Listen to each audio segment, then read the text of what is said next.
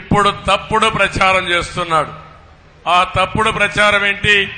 5 ఏళ్లు నువ్వు ఏ పార్టీకి సపోర్ట్ చేశావు జగన్మోహన్ రెడ్డి? ఏ పార్టీకి చేశావు సైకో అని అడుగుతున్నా. మీరు ఒకసారి చూడండి, సిఏఏ ఉంది, అదే మరి ఎన్ఆర్సీ ఉంది.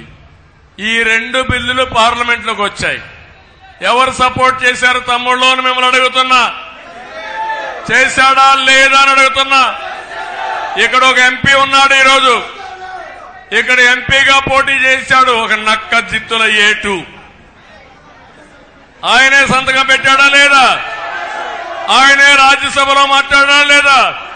బ్రహ్మాండమైనది యాక్ట్ అని చెప్పాడా లేదా? చట్టాన్ని సమర్థించాడా లేదా?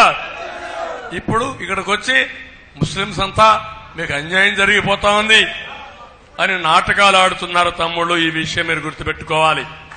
అంటే చేసేది తప్పుడు పనులు, మభ్యపెట్టి మోసాలు చేసి మిమ్మల్ని అమాయకుల కింద చిత్రీకరించాలని ఆలోచిస్తే అది న్యాయమా అని మిమ్మల్ని అడుగుతున్నా. నేను ఒకటే అడుగుతున్నాను, 5 ఏళ్లలో ₹1 మీరు ఖర్చు పెట్టలేదు. ఇంకో పక్క 4% రిజర్వేషన్లు. మాట వస్తే 4% పోతాయి. మసీదులు కూల్చేస్తారు, షాదీ మందిర్ కూల్చేస్తారు. ఇలాంటి తప్పుడు ప్రచారాలు.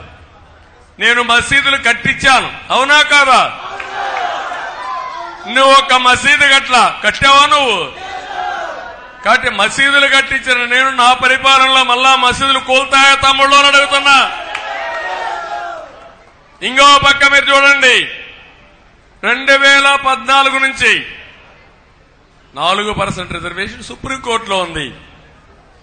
అది ఎవరు పోయినా సుప్రీంకోర్టులో లాయర్స్ ని పెట్టి మనం ఆర్గ్యూ చేయాలి తప్ప ఇంకేం కాదు.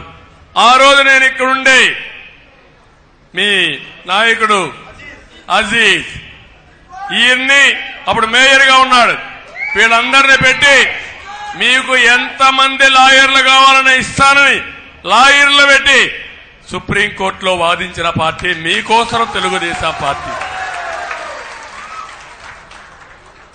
ఇప్పుడు మాట్లాడుతూ మనం వస్తే 4% పోతాయంట. నేను అడుగుతున్నా, రేపు నువ్వు అవుతావు, ఒక ఎంపీని గెలిపిస్తారు, ఆ ఓటు ఎవరికేస్తావని నేను అడుగుతున్నా. ఎవరికేస్తాడు?